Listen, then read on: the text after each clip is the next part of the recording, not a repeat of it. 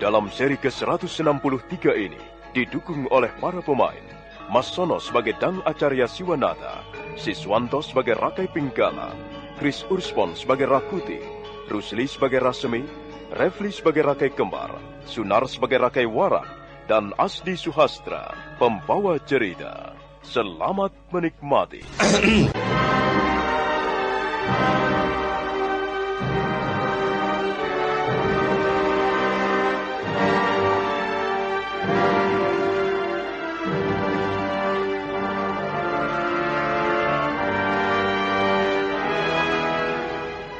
Dang Acarya Siwanata sedang menjelaskan betapa pentingnya seorang pemimpin mempunyai rasa keadilan yang tinggi.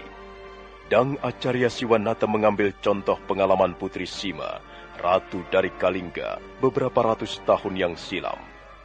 Ratu Sima meletakkan pundi-pundi emas di perempatan jalan. Tak seorang pun berani mengambilnya. Sampai pada suatu hari, Pangeran Ketut Emas datang berkuda. Dengan sombong, Pangeran Ketut Emas, adik kandung Ratu Sima sendiri, memungut pundi-pundi emas dan membawanya pulang. Berita itu segera tersiar kemana-mana, dan akhirnya sampai ke telinga Ratu Sima. Pangeran Ketut Emas dipanggil menghadap. Semula Ratu Sima sangat marah, tapi akhirnya beliau nampak sedih. Mengapa justru Pangeran Ketut Emas yang berani mengambil pundi-pundi emas?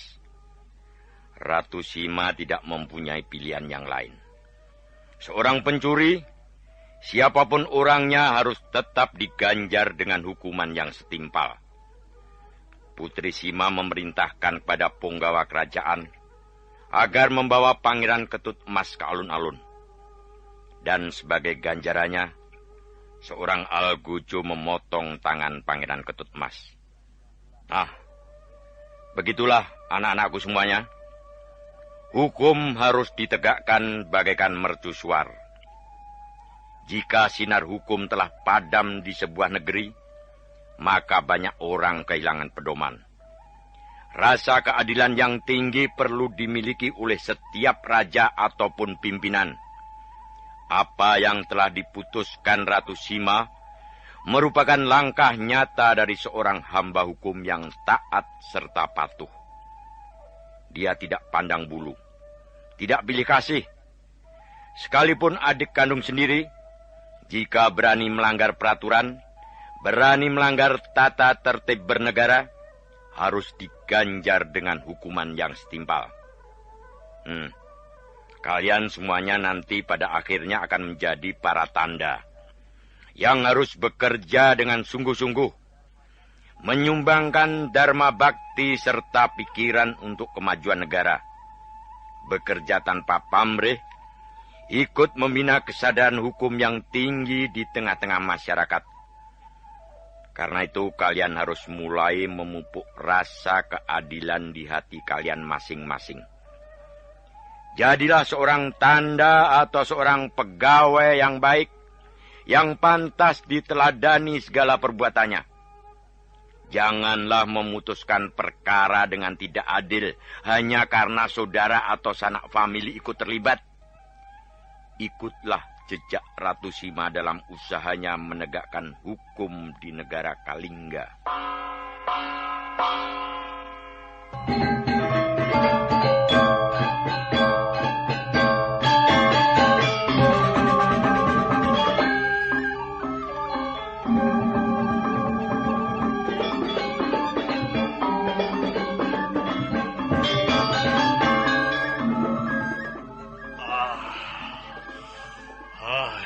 Rakuti, kaukah itu Rakuti?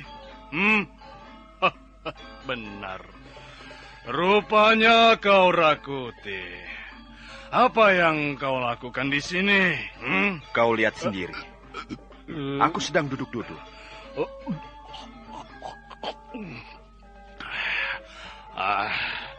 Nyaman sekali. Ayo, Rakuti, kita minum-minum bersama. Aku membawa sekendi tuak yang enak rasanya. Ayo, minumlah. Tidak. Minumlah sendiri, Rakai Pinggala. Jangan begitu, Rakuti. Kau harus menemani aku minum tuak. Ayolah. Aku tidak mau melanggar tata tertib asrama pendidikan ini. Kita semua dilarang minum tuak. Siapa yang melarang? Hah? Siapa yang berani melarangku minum tuak? Suruh kemari. Aku tidak mau melanggar peraturan. Peraturan macam apa itu? Apa mereka tidak tahu bahwa tuak enak rasanya? Tuak dapat membuat sukma kita melayang setinggi awan. Tuak dapat membawa kita pergi jauh mengarungi samudra mimpi. Hanya orang bodoh tidak senang minum tuak. Kalau kau mau minum, silahkan minum sendiri. Aku tidak mau ikut. Kau memang bodoh, Rakuti.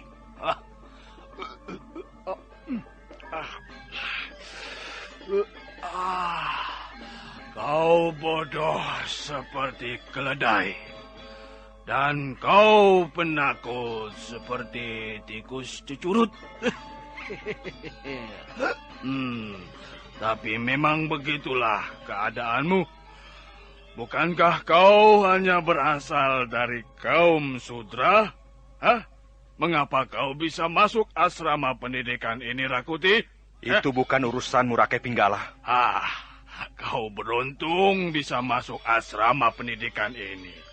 Dan bergaul dengan orang-orang yang mempunyai martabat tinggi. Lihatlah aku. Rakai Pinggala berasal dari keluarga ksatria. Seharusnya kau berlutut di hadapanku, Rakuti. Seharusnya kau duduk bersila di hadapanku jika sedang bicara. Aku memang orang Sudra. Tapi aku sudah diterima menjadi siswa di pusat pendidikan ini. Rakai Pinggala, hak dan kewajiban kita sama. Martabat kita sekarang juga sama. Tidak bisa. Bagaimanapun juga kau orang Sudra. Kau harus menaruh hormat kepadaku, Rakuti. Kau tidak bisa berbuat seenak perutmu sendiri. Kau harus menuruti segala perintahku. Kau bukan guru di sini, Rakai Pinggala. Kau juga hanya seorang murid. Seorang murid tidak pantas memerintah apapun juga kepada murid yang lain. Kurang ajar kau, Rakuti. Keturunan Sudra berani berkata seperti itu di hadapan Rakai Pinggala. Ayo, duduk bersila di hadapanku. Berlutut di hadapanku. Rakai Pinggala, jangan memaksakan kehendakmu. Sebab hal itu tidak akan ada gunanya. Aku bunuh kau, Rakuti. Mari sini. Ku tampar mulutmu yang lancang itu. Tunggu dulu. Jangan, Rakai Pinggala. Jangan. Ada apa ini, Mengapa kalian ribut-ribut, Rasemi, lihatlah temanmu itu. Bukankah dia hanya berasal dari kaum Sudra? Seharusnya dia menaruh hormat kepadaku. Orang yang berasal dari kasta yang lebih tinggi. Sudahlah, jangan ribut. Kalau sampai Bapak Dang Acarya tahu, kalian bisa mendapat hukuman. Aku tidak peduli. Dang Acarya Siwanata tidak perlu ditakuti. Sudahlah, ayo kita pergi, Rakuti, ayo. Kau tidak perlu melayaninya. Awas kau, Rakuti. Suatu saat nanti, kau akan tahu siapa Rakai Pinggala. Dasar orang Sudra. Kau tidak pantas belajar di pusat pendidikan ini. Kau hanya pantas bergaul dengan sekumpulan kambing atau kerbau. Di sana tempatmu. Di tanah-tanah gersang. Atau di ladang-ladang tandus. Di sana rumahmu. Di gubuk-gubuk liar. Di tepi hutan. Kau tidak patut tinggal di sini, Rakuti. Hanya kau. Hanya kau orang Sudra. Pergi sejauh-jauhnya dari sini.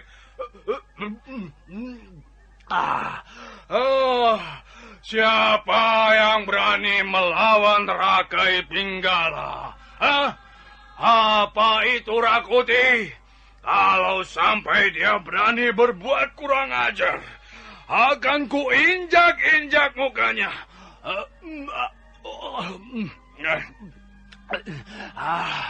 Aku bebas di sini.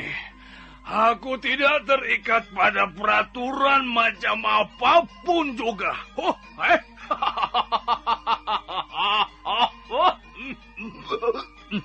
Aku akan minum tua sampai hatiku puas. Aku akan membakar kerongkonganku sampai seluruh tubuhku menggeletar penuh rasa nikmat. Disebut hamba Batadasa. Mereka itu menjadi hamba untuk memperoleh makanan. Dan yang terakhir, yang keempat, ialah hamba yang disebut Dandadasa. Mereka menjadi hamba karena tidak mampu membayar denda. Nah, keempat hamba ini tinggal di dalam rumah majikannya dan wajib menjalankan segala perintahnya. Oh, ada apa Rakuti? Maaf Bapak Dang Acarya Siwanata. Sepertinya Rakai Pinggala sedang tidur. Serentak para siswa yang sedang duduk bersila mendengarkan penjelasan Bapak Dang Acarya Siwanata menoleh ke arah Rakai Pinggala. Mereka melihat pemuda berbadan tegap itu menelungkupkan wajahnya ke sebuah arca batu. Perlahan-lahan Dang Acarya Siwanata menghampirinya. Rakai Pinggala? Rakai Pinggala?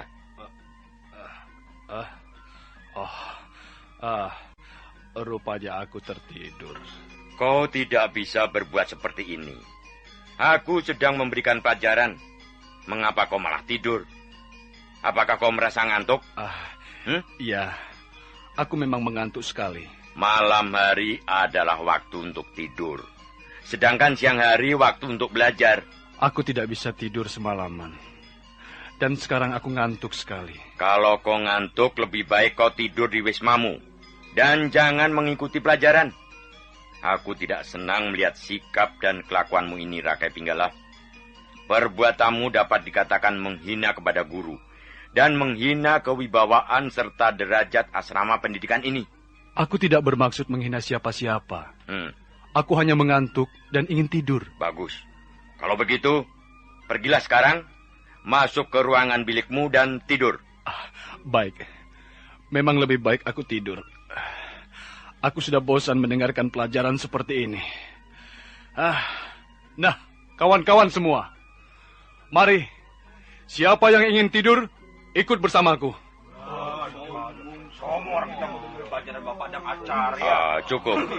Cukup anak-anak, cukup. Biarkan saja dia. Perbuatannya sangat kurang ajar. Tidak perlu dicontoh. Sekalipun dia berasal dari kasta ksatria, kalian tidak perlu mengikuti jejaknya. Maaf Bapak, mengapa Bapak tidak menjatuhkan hukuman kepada Rakai Pinggala? Seharusnya dia dimasukkan ke kandang Wijung. Iya, perbuatannya seperti perbuatan seekor babi. Masukkan saja ke kandang Wijung dia. Saya setuju Bapak, supaya dia kapok. Sombongnya bukan main. Cukup anak-anak, cukup. Bukan kalian yang harus memutuskan. Aku pimpinan asrama ini. Akulah yang harus memutuskannya. Sekarang kembali tenang. Mari kita lanjutkan lagi pelajaran.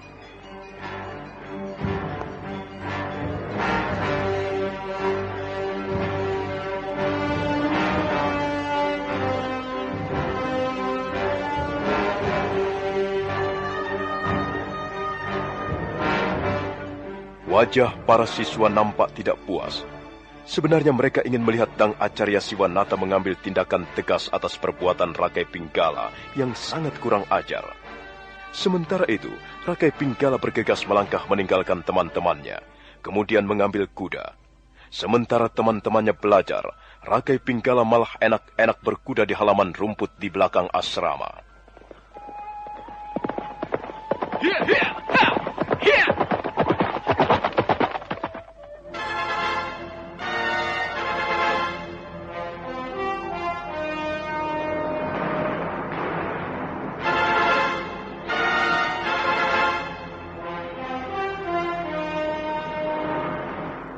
Malam turun perlahan-lahan. Kabut tipis melayang-layang rendah di permukaan Bukit Pangi. Suasana asrama pusat pendidikan calon tanda sunyi senyap. Mendadak muncul sebuah bayangan. Berjalan mengendap menghampiri Wisma Rakuti. Rakuti, orang sudra itu tidak mau tunduk kepadaku. Aku ingin tahu apa yang diandalkannya. Rakuti, bangun Rakuti. Aku ingin bicara denganmu. Rakuti. Ayo, aku tahu kau belum tidur. Bangun dan temui aku. Cepat, Rakuti. Sebelum ku dobrak pintu ini. Bangun! Bangun, kataku! Bagus. Jadilah orang sudra yang baik. Yang mau menurut. Kau mabok, Rakai Pinggala. Lebih baik kau tidur di wismamu. Memang aku senang mabuk. Aku senang minum tua sampai mabuk. Siapa berani melarang aku? Hah? Kau, Rakuti? Kau mau melarang aku? Rakai Pinggala, jangan membuat gara-gara denganku. Sombong sekali kau. Kaulah yang sombong.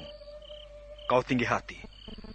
Mentang-mentang dari golongan ksatria, kau mau berbuat seenaknya kepadaku. Rakuti, bodoh sekali kau ini.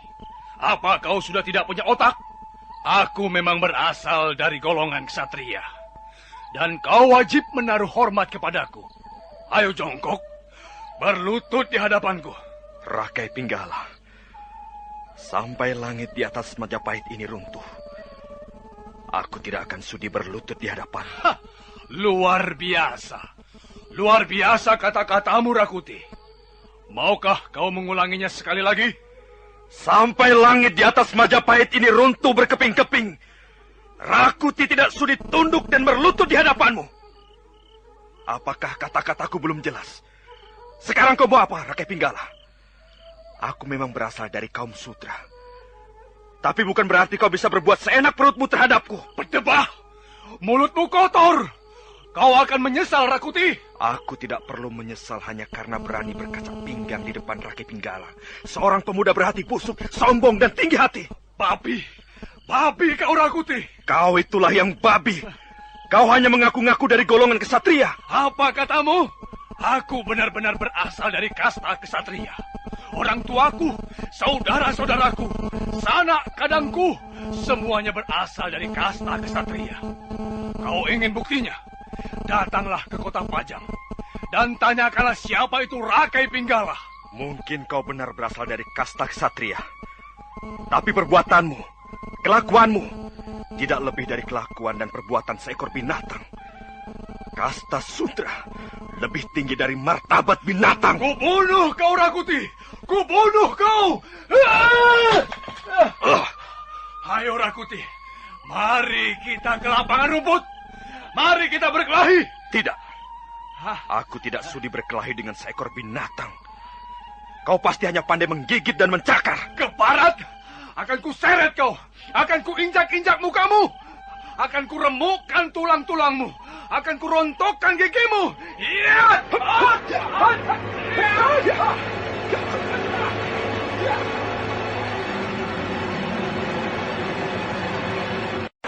Ingat, Rakuti. Kau hanya seorang sudra. Kau pantas berlutut di hadapanku. Sampai langit Majapahit runtuh berkeping-keping, aku tidak sudi berlutut di hadapanmu, Rakai Pinggala. Babi kau! Babi kau, Rakuti! Kaulah yang babi. Kelakuanmu seperti babi. Keparat! Kubunuh kau! Kubunuh kau! Iya!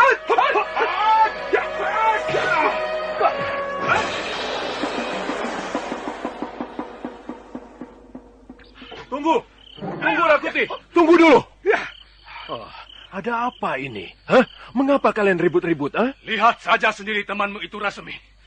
Dia hanya seorang sudra, tapi berani berlagak di depanku. Apa urusannya kalau sampai mulutnya kubuat bocor? Dia sudah berlaku sewenang-wenang kepadaku.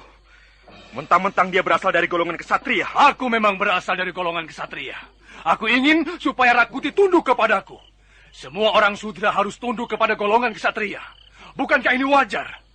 Tapi lihat, Rasemi. Lihatlah temanmu itu. Berani sekali dia berkacak pinggang di depanku. Rakuti, kau harus menaruh hormat kepada Rakai Pinggala. Rasmi, dia sudah terlalu merendahkan derajatku. Aku tersinggung. Derajatmu memang rendah. Kau harus mengakuinya. Harus. Martabatmu memang rendah, Rakuti. Hanya sedikit lebih tinggi dibandingkan binatang. Apa itu orang sudra? Kau sudah cukup merasa beruntung bisa belajar di tempat ini bersamaku. Sebenarnya aku tidak sudi mempunyai teman orang sudra. Rakai Pinggala, kau juga tidak pantas bersikap seperti itu.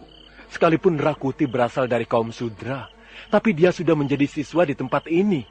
Dia menjadi sahabat kita. Dia murid resmi di pusat pendidikan ini. Aku tidak peduli. Aku merasa tidak pantas duduk sama rendah berdiri sama tinggi dengan orang sudra.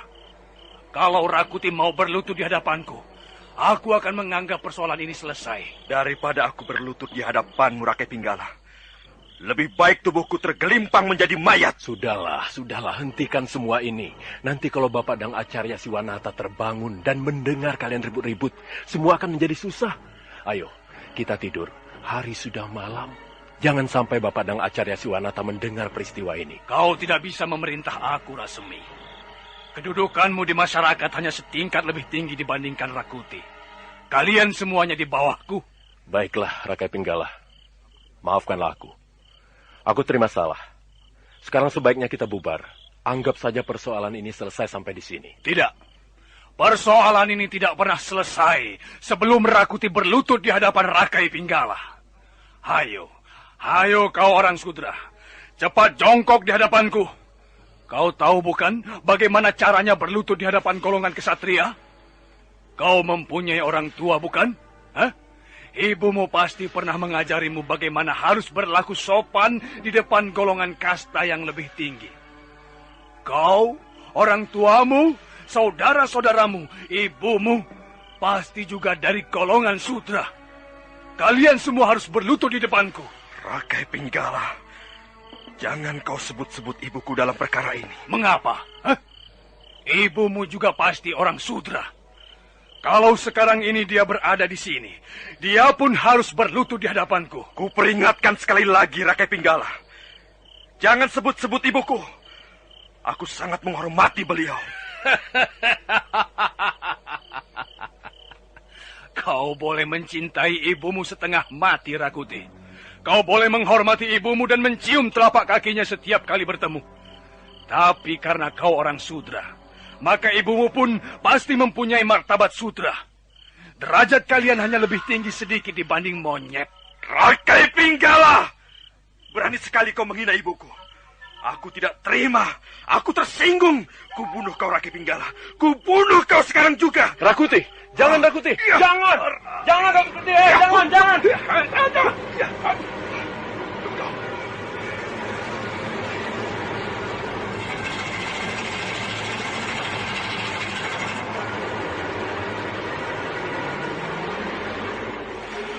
Rakuti sangat marah. Wajahnya merah padam dan giginya gemeredu. Matanya memancarkan bola api, seolah-olah ingin menghanguskan Rakai Pinggala dengan lidah-lidahnya. Rakai Pinggala terkejut, tapi Rakuti sama sekali tidak memberi kesempatan. Dia terus memburu. Rakai Pinggala menjadi kalang kabut. Sementara itu lapangan rumput di depan Wisma Rakuti mulai ramai. Para siswa yang kebetulan terbangun mulai berdatangan, dan mereka melihat apa yang sedang terjadi. Rakuti menarik mundur kakinya 2 tindak. Telapak kakinya digosok-gosokkan ke bumi. Kemudian disusul telapak tangan. Itulah Aji Segara Geni. Awas kau, Rakai Pinggala. Nyawamu di ujung tanduk. Sekali lagi kau berani menghina ibuku, tubuhmu akan segera digotong dan dikuburkan. Kau mengancam aku? Hah? Dasar anak monyet. Kau monyet, ibumu pun monyet. Orang tuamu monyet, saudara-saudaramu semuanya monyet. Kalian keluarga monyet. Cabut kembali kata-katamu, Rakai Pinggala, sebelum semuanya terlambat. Baik, akan kucabut kembali kata-kataku. Kau monyet, ibumu monyet, kau berasal dari keluarga monyet. Kau akan menyesal, Rakai Pinggala. Yeah!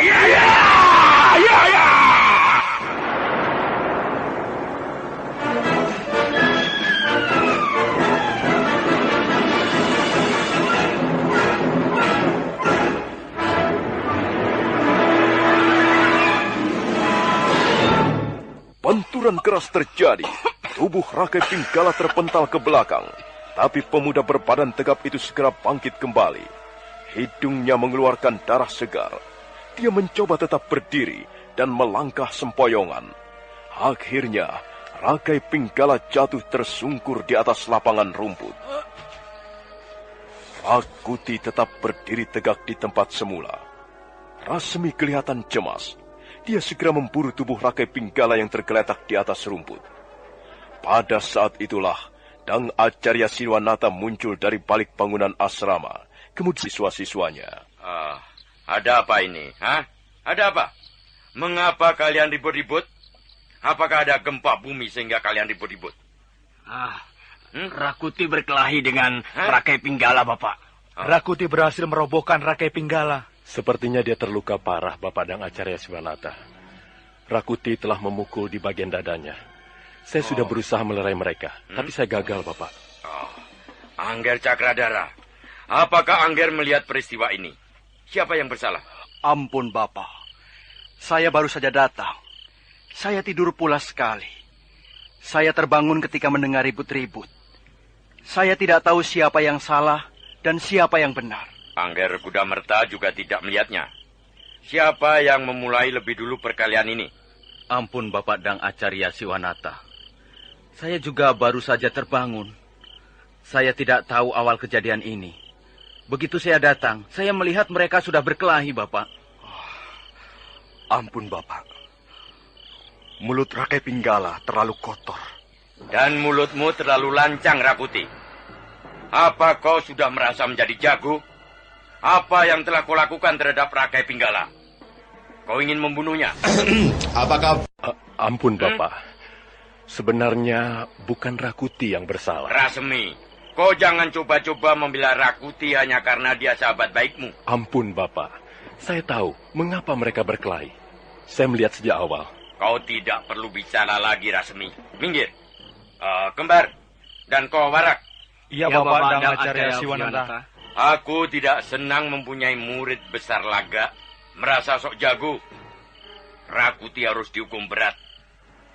Pegang lengannya, Kembar. Ringkus tangan-tangannya. Dan kau, Ngir Cakradara, tolong ambilkan rotan di ruangan pribadi saya. Rakuti harus dicambuk dengan rotan 100 kali.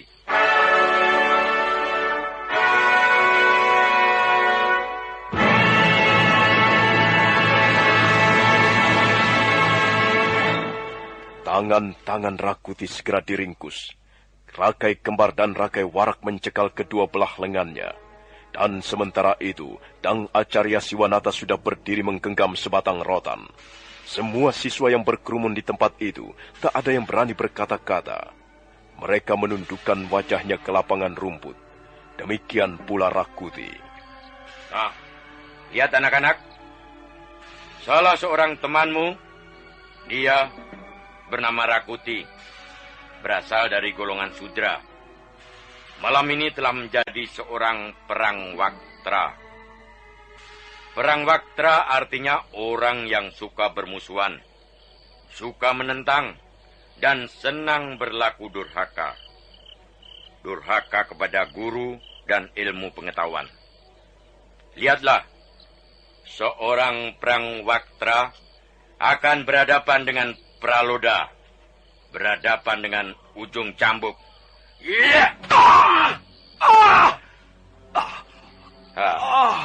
Sakit, Rakuti? Apakah kau merasakan sakit luar biasa? Iya, Bapak. Sakit sekali rasanya. Ampun, Bapak. Sebenarnya Rakuti tidak bersalah. Minggir kau, Rasmi. Jangan ikut campur.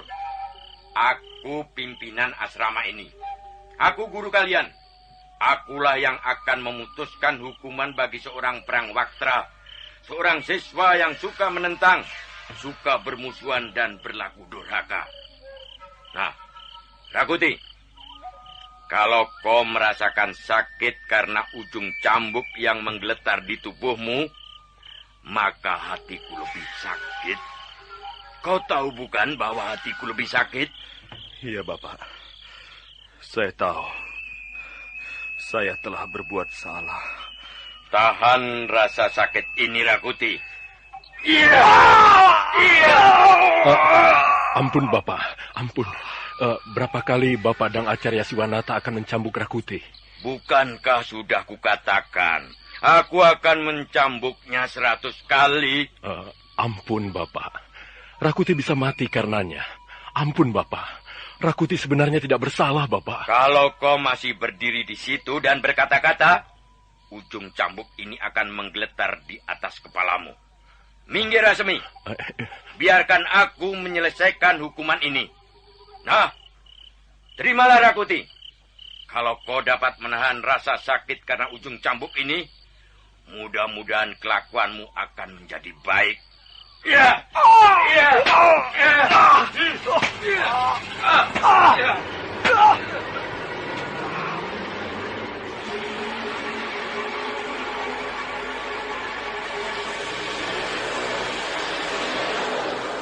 Kepala Rakuti terkulai lemas. Tubuhnya akan merosot ke bawah jika Kembar dan Warak melepaskan pegangannya. Setelah 100 kali ujung cambuk menggeletar, Rakuti pingsan. Para siswa masih berdiam diri. Tak ada yang berani berkata-kata. Demikian pula Rasmi. Dang Acarya Siwanata melangkah ke depan, menghampiri Rakuti. Kemudian ujung rotan menunjuk ke wajah Rakuti. Lihatlah anak-anakku. Siswa seperti ini tidak akan bisa menjadi seorang manusia mahabudi. Manusia yang mempunyai budi pekerti luhur. Aku tidak menyesal mencambuknya 100 kali. Orang seperti ini hanya akan menjadi perintang kemajuan kita. Janganlah orang seperti ini dibela perkaranya. Siapa yang berani membela perkara orang seperti ini akan ikut terkena kotorannya. Manusia rendah, tak berbudi. Kembar dan kau Warak. Ya. Seret Rakuti. Masukkan ke kandang Wijung. Copot seluruh pakaiannya, biarkan dia telanjang. Dia akan dikurung selama 40 hari 40 malam, tanpa makan dan tanpa minum. Baik, Bapak Dang Acarya Siwanata. Ayo, Warak, kau pegang kakinya. Aku tangannya. Ayo. Jangan dia ditengok. Jangan dihibur hatinya. Biarkan saja dia belajar ilmu babi. Biarkan dia bergaul dengan babi. Aku benar-benar kecewa mempunyai murid seperti Rakuti. Kembar dan Warak menggotong tubuh Rakuti, kemudian memasukkannya ke kandang Wijung. Rakuti meringkuk di sudut ruangan, tubuhnya penuh luka-luka sabetan rotan, dan dia masih dalam keadaan pingsan. Kembar dan Warak segera kembali ke tempat gurunya. Bagaimana keadaan Rakai Pinggala? Sepertinya dia masih belum sadarkan diri, Bapak. Ya. Iya, Bapak. Dia juga masih pingsan. Ada luka memar di bagian dadanya. Sedikit hangus, seperti tersiram bara api. Kalau sampai Rakai Pinggala tidak tertolong lagi, Rakuti akan segera menyusul. Benar-benar memuakkan. Peristiwa yang sangat memuakkan. Aku malu melihat dan mendengar peristiwa seperti ini. Jangan sampai terulang lagi. Ayo Warak, Kembar, kalian semuanya, angkat tubuh Rakai Pinggala, masukkan ke ruang pribadiku. Biar aku yang akan menanganinya. Ya, kita angkat.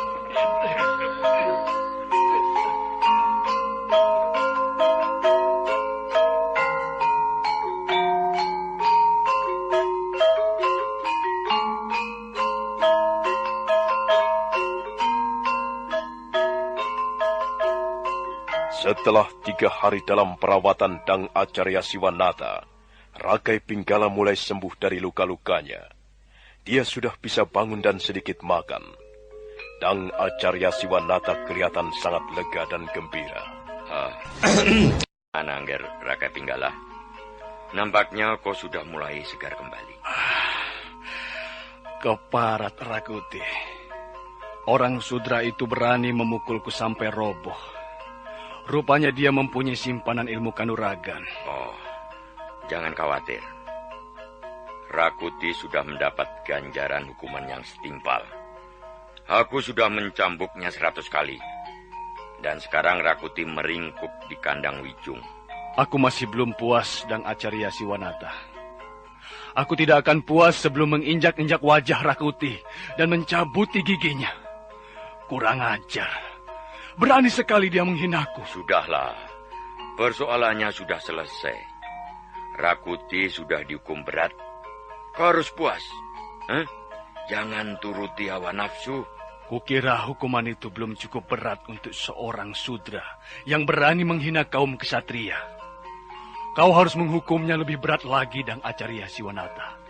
Kalau perlu, bunuh saja Rakuti. Tidak bisa begitu, Ngger Rakai Pinggala. Membunuh orang berat hukumannya. Sudahlah. Rakuti tidak mungkin berani lagi menghina Angger Pinggala. Ya, siapa itu? Ya, masuk. Pintunya tidak dikunci.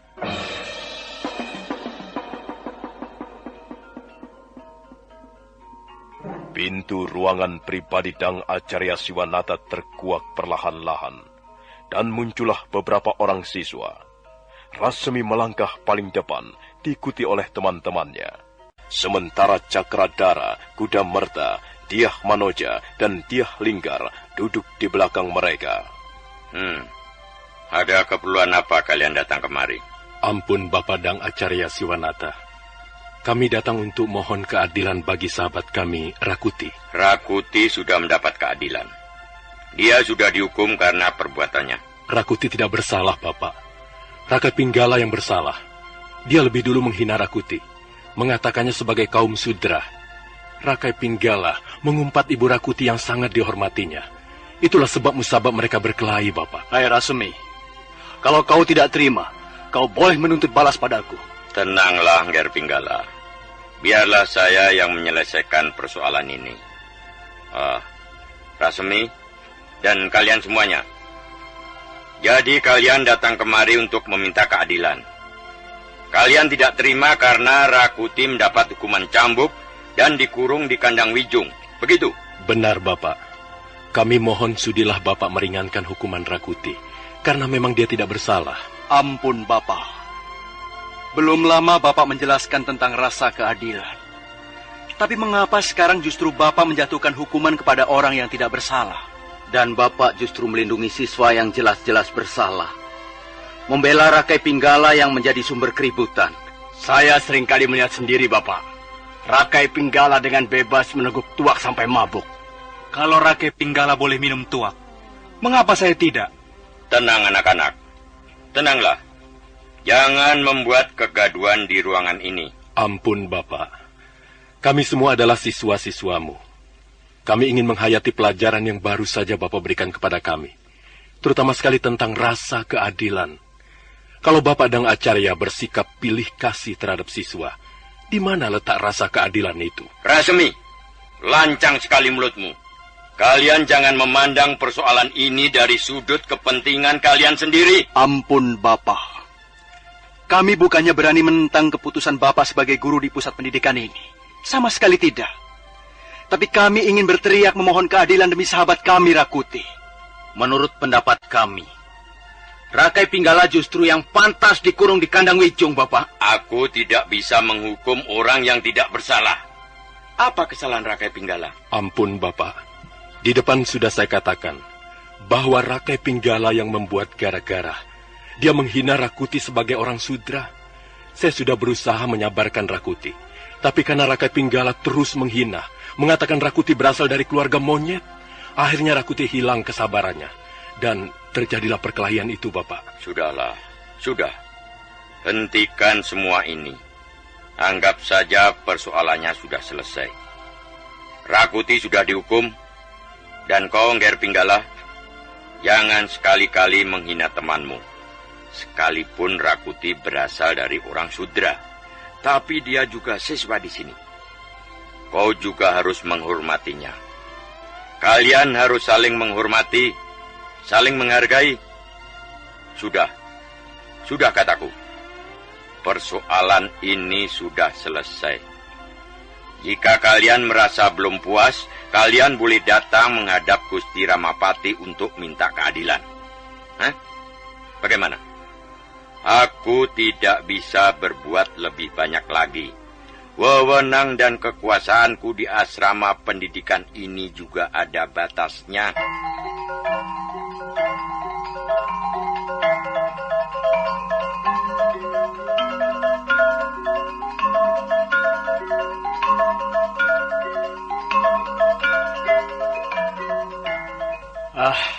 Jelas Bapak Dang Acarya Siwanata telah berlaku tidak adil. Iya, dia pilih kasih. Sahabat kita Rakuti telah menjadi korban sikap pilih kasih. Dia telah menjadi korban ketidakadilan. Yang penting, sekarang kita harus berhati-hati.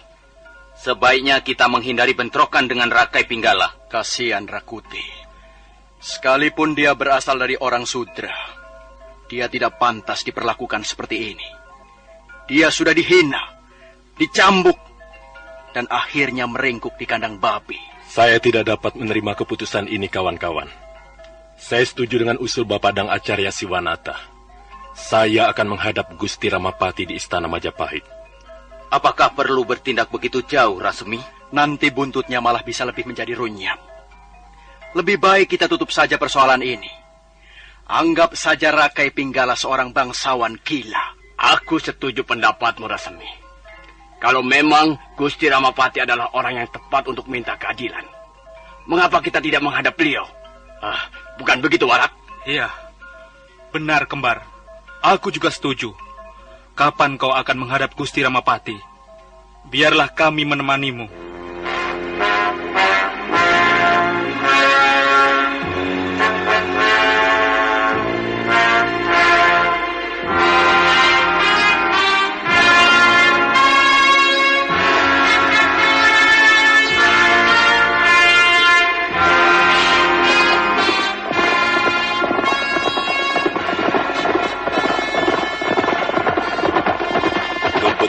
Keesokan harinya adalah Hari Buddha. Para siswa pusat pendidikan calon tanda boleh keluar dari asrama untuk bersenang-senang. Nampak 5 orang siswa berkuda meninggalkan pintu gerbang asrama. Mereka adalah Rasemi, Kembar, dan Warak. Sedang di belakang mereka kuda merta serta Cakradara. Begitu sampai di tapal batas kota Raja Majapahit, mereka berhenti. Maaf, Rasemi. Kami terpaksa tidak bisa menemanimu menghadap Gusti Ramapati. Mengapa, Cakradara? Sekarang hari libur.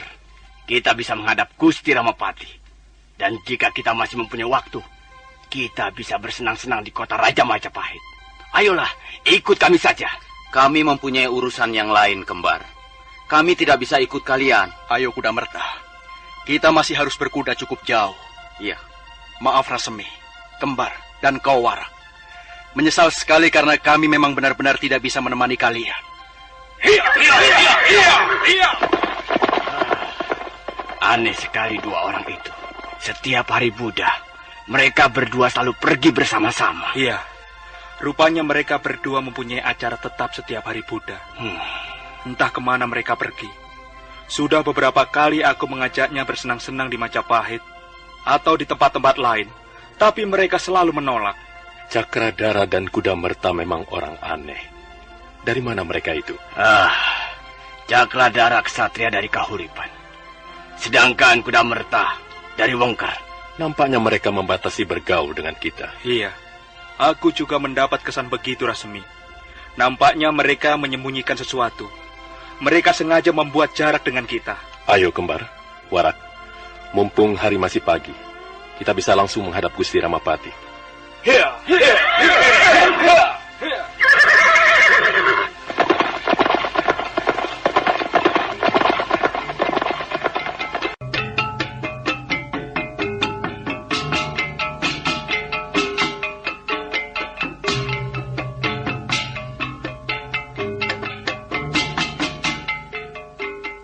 Rasemi, Kembar, dan Warak menempatkan kuda mereka di sudut halaman rumah kediaman Sang Ramapati. Sesaat lamanya mereka menunggu di ruangan pendopo. Tak lama kemudian, Ramapati muncul diikuti istrinya. Rasemi segera menceritakan apa yang telah terjadi menimpa Rakuti sahabatnya. Jadi sekarang Rakuti dikurung di kandang Wijung? Benar, Gusti. Rakuti telah menjadi korban ketidakadilan. Kami sangat menyesalkan sikap dan tindakan Bapak Dang Acarya Siwanata. Dan kami bertiga menghadap Gusti Ramapati untuk mohon keadilan bagi Rakuti. Kasihan Rakuti, Gusti. Dia sudah dicambuk 100 kali hingga pingsan. Dan akhirnya sekarang meringkuk di kandang Wijung tanpa makan, tanpa minum. Dan menurut Bapak Dang Acarya Siwanata, Rakuti harus meringkuk di situ 40 hari lamanya. Seharusnya Rakai Pinggala yang mendapat hukuman, Gusti. Sebab jelas, Rakai Pinggala yang bersalah. Dia seorang siswa yang sangat kurang ajar. Dia sombong. Tapi mengapa Bapak Dang Acarya Siwanata justru melindunginya, membelanya, dan menganak emaskannya? Bukankah ini tidak adil, Gusti? Jadi apa kemauan kalian? Mengapa kalian tidak menerima saja keputusan guru kalian? Terima saja. Nanti semuanya juga akan berjalan dengan baik. Tidak pantas seorang siswa melawan keputusan guru. Itu dosa namanya. Kalau memang Rakuti temanmu itu tidak bersalah, bagaimana mungkin Dang Acarya Siwanata menghukumnya? Ampun, Gusti. Kami semua melihat peristiwa itu. Jelas Rakai Pinggala yang bersalah. Lagi pula, Rakai Pinggala seringkali membuat onar. Dia membawa tuak ke dalam asrama dan mabuk-mabukan. Dia juga seringkali membuat gara-gara dengan teman-teman yang lain. Menurut pendapat kami, Bapak Dang Acarya Siwanata justru harus menghukum Rakai Pinggala untuk pelajaran. Janganlah sahabat kami, Rakuti, dijadikan korban, sementara orang yang salah justru bebas dari hukuman. Jadi, kau menginginkan Rakai Pinggala dihukum, dimasukkan ke kandang Wijung dan dicambuk? Sudahlah, Rasemi. Warak dan kau kembar, perkara ini jangan dipanjang lebarkan. Barang sepele jangan dibuat bertele-tele. Barangkali mereka belum tahu bahwa Rakai Pinggala itu keponakanku sendiri, Kakang Ramapati. Rasemi, Warak, dan kembar terkejut. Untuk sesaat lamanya mereka berdiam diri. Suasana ruangan pendopo menjadi sunyi senyap. Rasemi yang semula sudah akan mengutarakan pendapatnya, mendadak diam 1000 bahasa. Rakai Pinggala itu masih keponakan istriku, Rasmi. Kau harus tahu itu. Aku sendiri yang mengirim bocah itu ke asrama pendidikan calon tanda. Ampun, Gusti. Kami memang benar-benar tidak tahu. Ya, Gusti. Kami tidak tahu bahwa Rakai Pinggala adalah keponakan Gusti sendiri. Langkah bodohnya kami ini. Mengapa kami tidak tahu? Kalau saja kami tahu, kami tidak akan bersusah payah datang menghadap Gusti Ramapati untuk mencari keadilan. Sekarang kalian sudah tahu. Karena itu sebaiknya kalian kembali saja. Tutup persoalan ini. Jangan dibuka lagi. Katakan kepada Dang Acarya Siwanata supaya tetap melindungi keponakanku, Rakai Pinggala. Kalau sampai anak itu terluka atau cedera, dia yang harus bertanggung jawab. Kalian ini tidak usah macam-macam. Kalian sedang belajar. Jadilah seorang siswa yang baik. Jangan suka menuntut ini, menuntut itu. Apa itu? Mencari keadilan. Keadilan untuk siapa? Rupanya kalian belum mempunyai pengalaman yang luas. Sekarang kalian tahu siapa Rakai Pinggala. Kalau masih ada di antara kalian yang kurang terima dan tetap ingin menuntut keadilan, justru kalian semua yang akan meringkuk di kandang Wijung. Mengerti? Iya, Gusti Putri. Sudah. Sekarang kalian pulang saja. Jangan membuat keributan. Atau kalian bertiga akan dipecat menjadi siswa di pusat pendidikan calon tanda.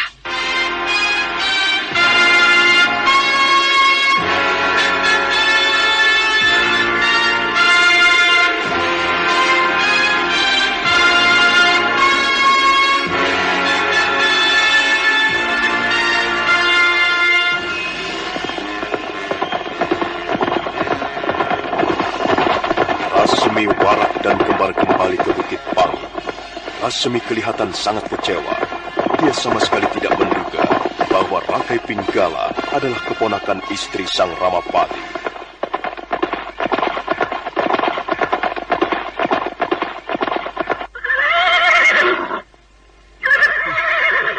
Apa yang akan kita lakukan sekarang? Kita telah gagal mencari keadilan kepada Gusti Ramapati. Kasihan nasib temanmu itu, Rasmi. Iya. 40 hari dia harus meringkuk di kandang Wijung. Sementara si pembuat onar bebas. Kita bisa belajar banyak dari peristiwa ini, Kembar. Dan kita tidak perlu menentang arus. Kalau memang masih seperti ini keadaannya, mau apa lagi? Ternyata pelajaran tentang rasa keadilan yang diberikan Bapak Dang Acarya Siwanata hanyalah ucapan kosong.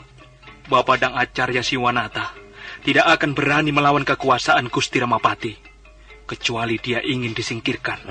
Baiklah. Mungkin sudah menjadi nasib Rakuti. Kita sudah berusaha menolongnya. Tapi usaha kita membentur dinding-dinding kekuasaan pembesar kerajaan. Baiklah. Kita ikuti saja keinginan Gusti Ramapati. Persoalan ini kita tutup sampai di sini.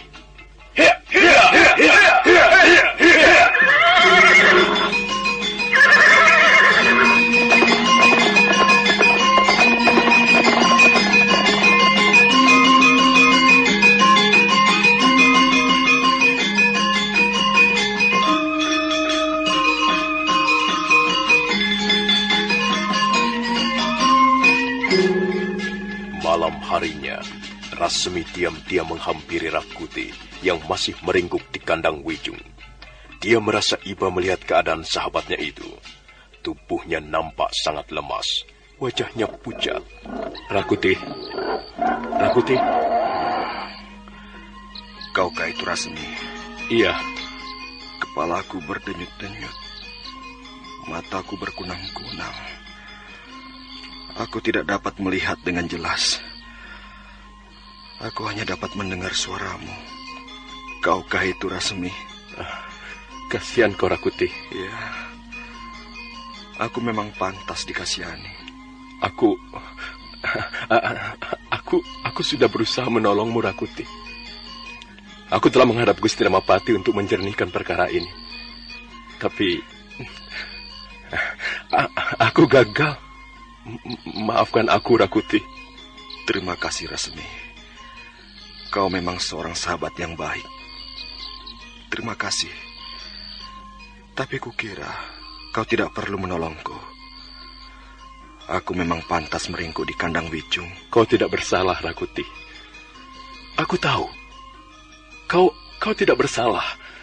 Rakai Pinggala itu yang seharusnya meringkuk di sini. Semua ini terjadi karena aku hanyalah seorang manusia berkasta sudra. Iya. Memang itulah sebabnya. Kita tidak bisa mungkir bahwa ternyata rasa keadilan belum bisa ditegakkan. Kita memperoleh pelajaran yang sangat penting dari peristiwa ini, Rakuti. Sudahlah, Rasmi. Kau jangan berlama-lama berada di tempat ini. Nanti kalau Bapak Dang Acarya Siwanata melihatmu, kau bisa dilibatkan. Rakuti, aku membawa sekantong air untukmu. Lihatlah. Jangan, Rasmi. Kau tahu, aku sedang menjalani hukuman. Aku harus tinggal sendirian di tempat ini, tanpa makan dan minum, selama 40 hari lamanya. Jangan bodoh, Rakuti. Minumlah sedikit. Ayo. Minum dan sembunyikanlah kantong air ini di tempat yang aman, supaya badanmu tidak terlalu lemah. Cepat, Rakuti. Tindakanmu ini berbahaya sekali untuk dirimu sendiri, Rasmi. Kalau sampai Bapak Dang Acarya Siwanata melihatnya. Tidak ada yang melihatnya. Mungkin Bapak Dang Acarya Siwanata sudah tidur. Ayo cepat. Ambil kantong air ini dan sembunyikan di tempat yang aman. Lumayan untuk membasahi kerongkonganmu.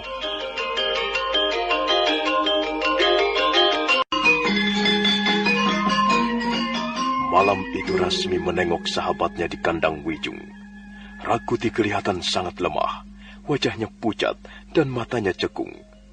Rasmi merasa iba melihat sahabatnya. Diam-diam Rasmi memberikan sekantong air.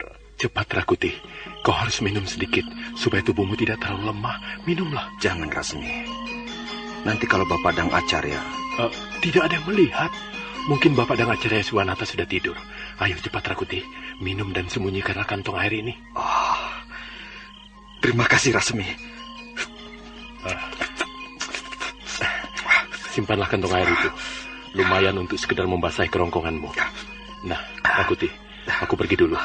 Rasmi, sekali lagi terima kasih. Iya. Kau memang sahabat yang baik. Perlahan-lahan Rasmi meninggalkan kandang Wijung dan dia berjalan menuju ke wismanya.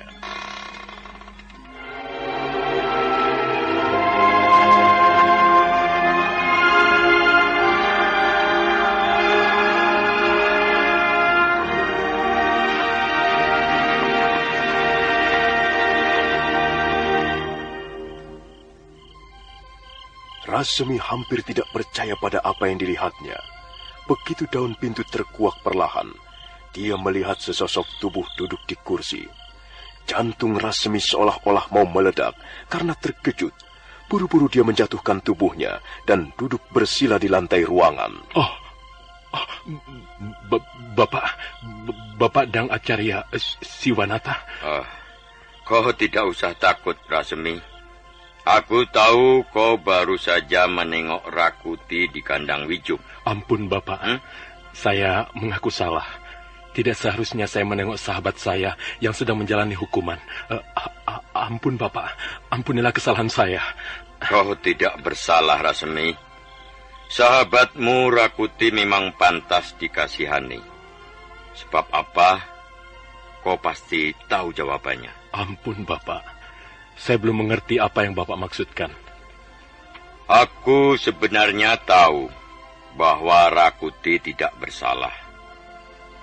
Memang tidak seharusnya dia meringkuk di kandang Wijung karena dia tidak bersalah apa-apa. Yang brutal, yang liar, yang tidak tahu tata tertib sebenarnya Rakai Pinggala. Seharusnya bocah sinting itu yang harus meringkuk di kandang Wijung selama-lamanya. Ampun, Bapak. Tapi Bapak Dang Acarya Siwanata sudah memutuskan.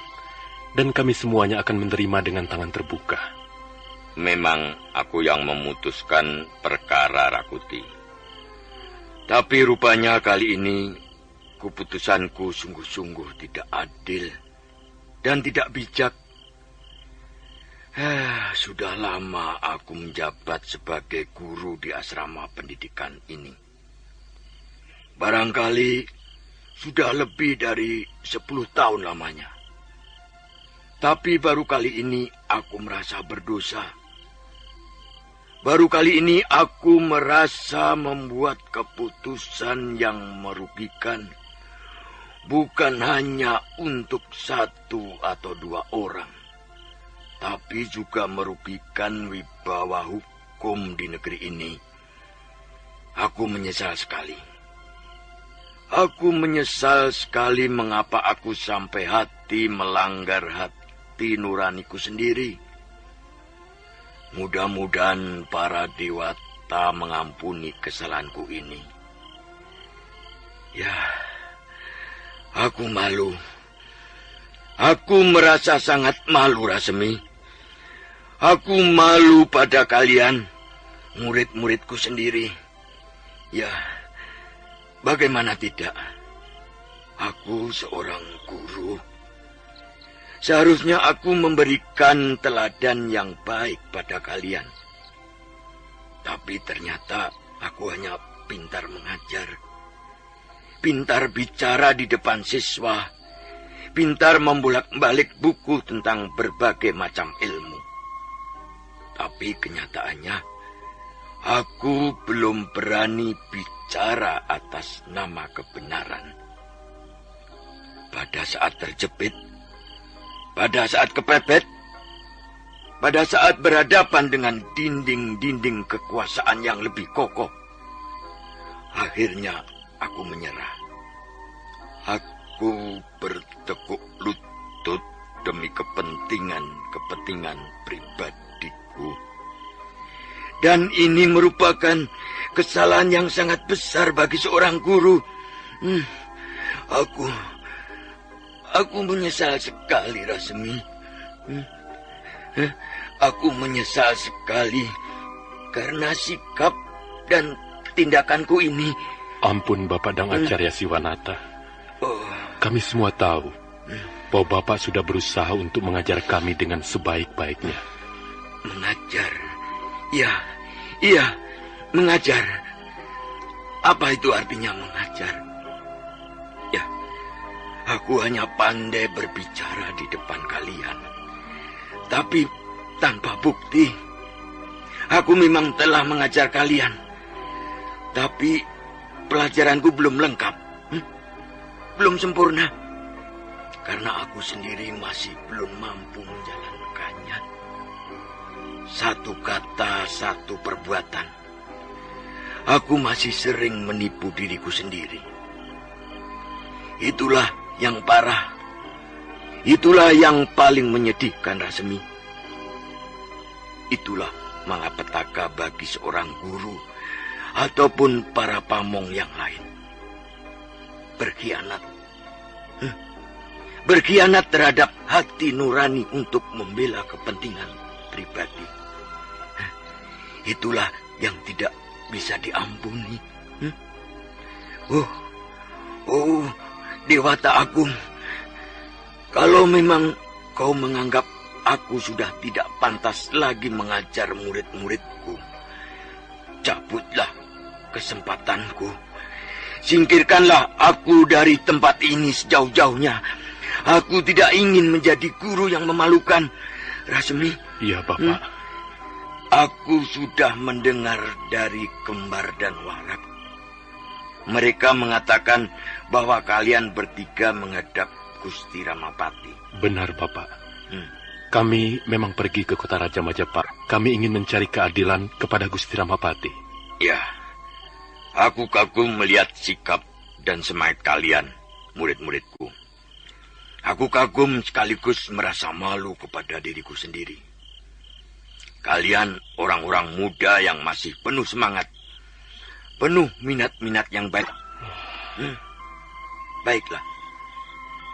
Kembar dan Warak juga sudah menceritakan apa yang kalian peroleh setelah menghadap Gusti Ramapati. Kami telah gagal, Bapak. Kami sama sekali tidak tahu bahwa Rakai Pinggala adalah keponakan Gusti Ramapati sendiri. Itulah Rasmi.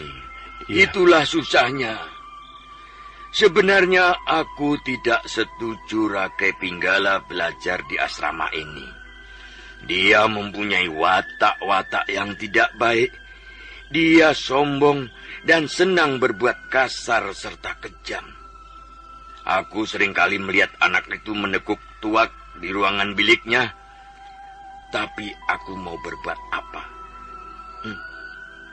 Akhirnya berusaha menghindari keributan dengan tidak memberikan teguran-teguran kepadanya. Mungkin aku sudah tidak pantas lagi menjadi guru di sini, Rasmi.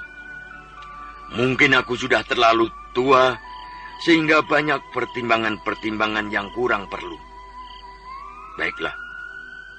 Selamat malam, Rasmi. Maafkan aku karena telah masuk ke ruangan dengan diam-diam. Dang Acarya Siwanata bangkit perlahan-lahan, kemudian melangkah ke pintu ruangan. Rasmi mengikuti sampai di depan pintu, dan dia sedang. Bapak Dang Acarya Siwanata, sebenarnya dia seorang guru yang baik. Dia ingin mendidik kami, murid-muridnya secara baik. Tapi nampaknya dia pun tidak berdaya menghadapi kekuasaan Gusti Ramapati. Dewangkara bersinar cemerlang menyinari jagat raya.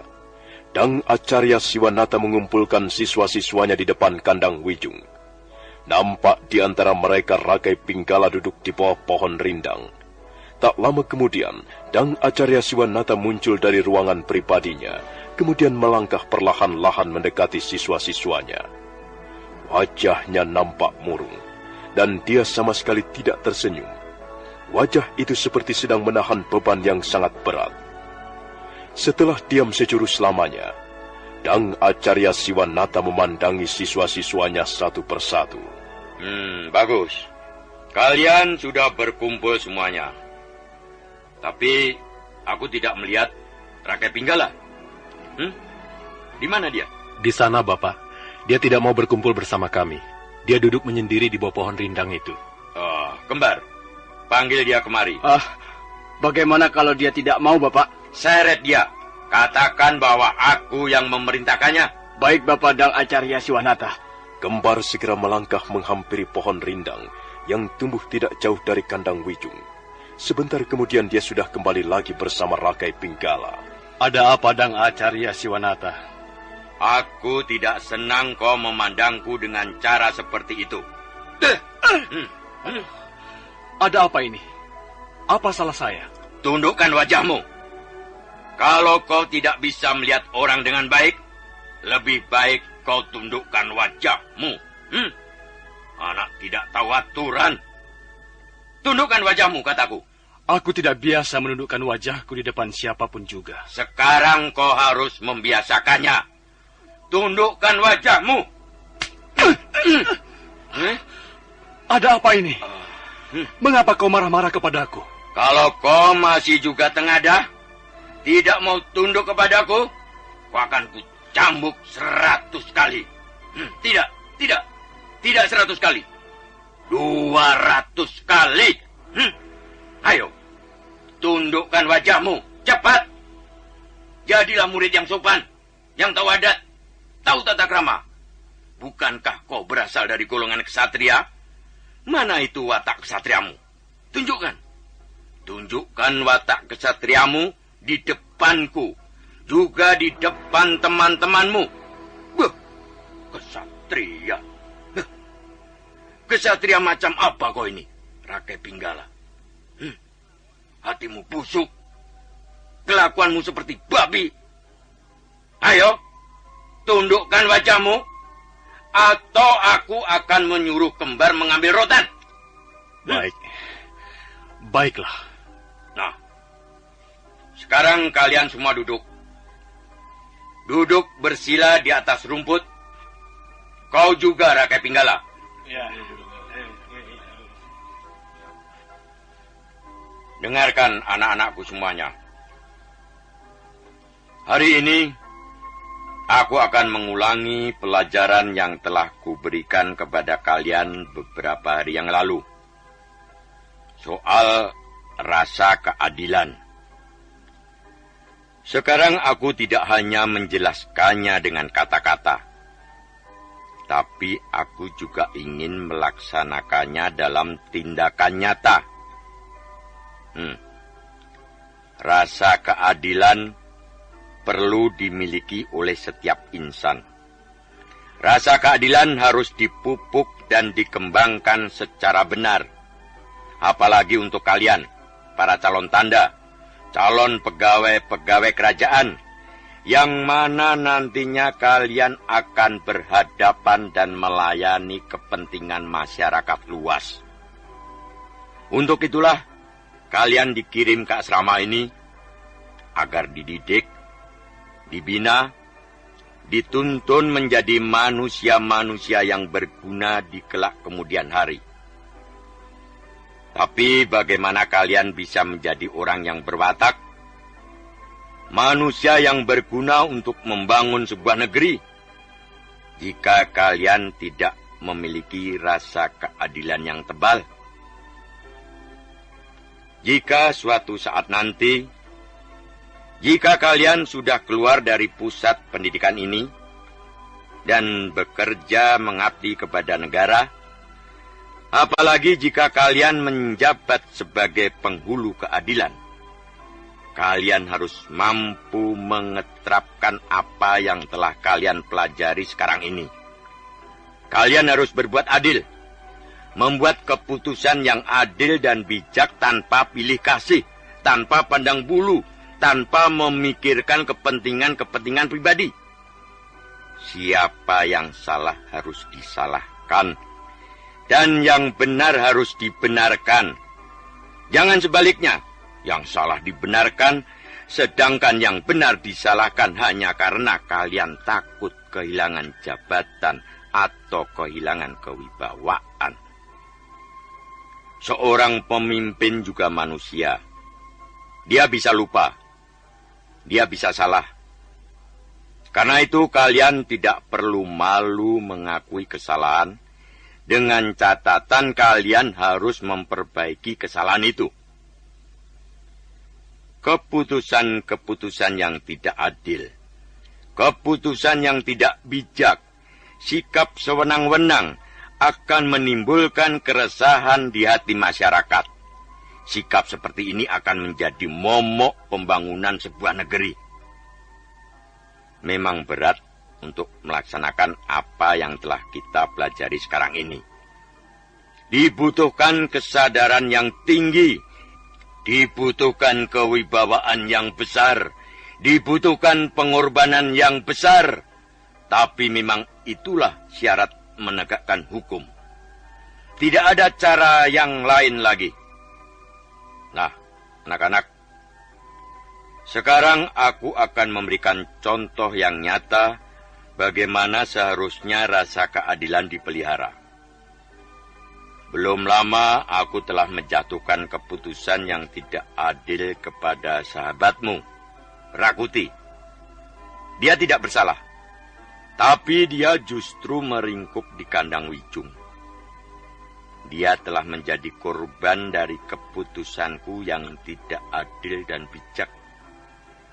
Dan sekarang aku akan menebus kesalahanku itu. Apa?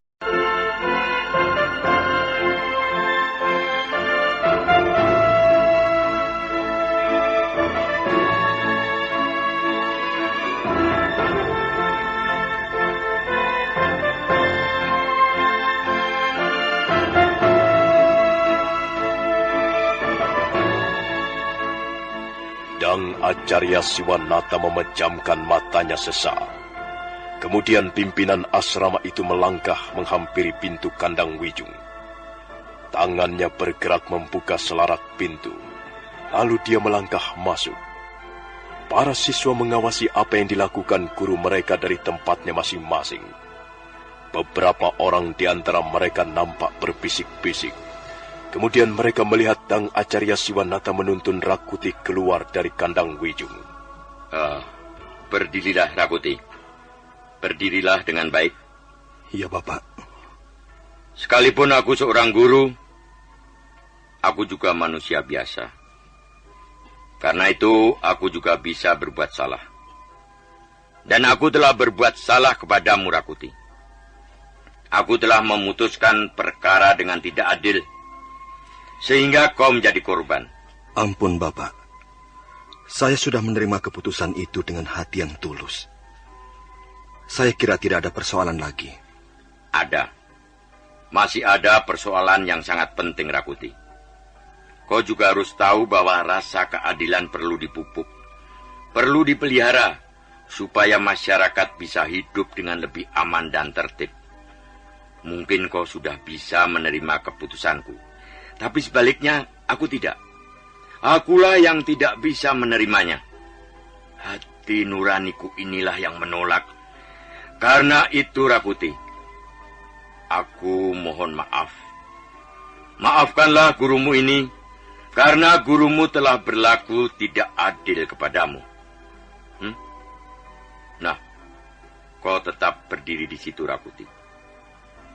Sekarang, aku akan membasuh kedua kakimu sebagai pernyataan bahwa aku menyesali keputusanku.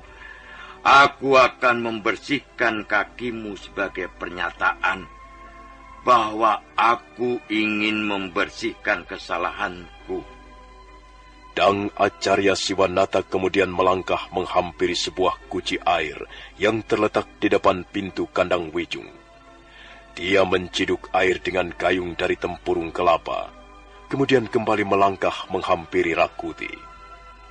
Lihatlah anak-anak, aku akan membasuh kaki Rakuti. Mudah-mudahan bukan hanya Rakuti yang mengampuni kesalahanku, tapi juga para Dewata Agung.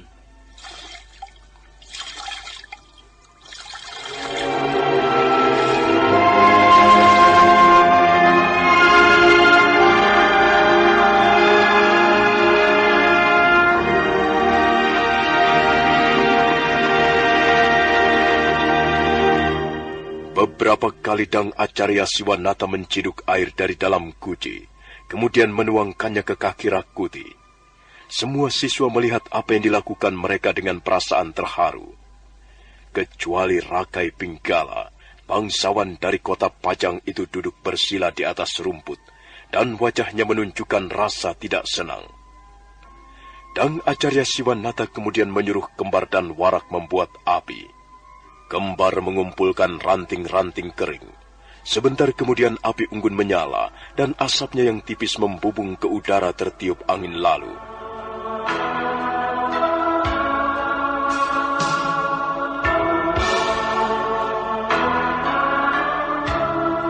Api menyala, dan ranting-ranting kering terbakar.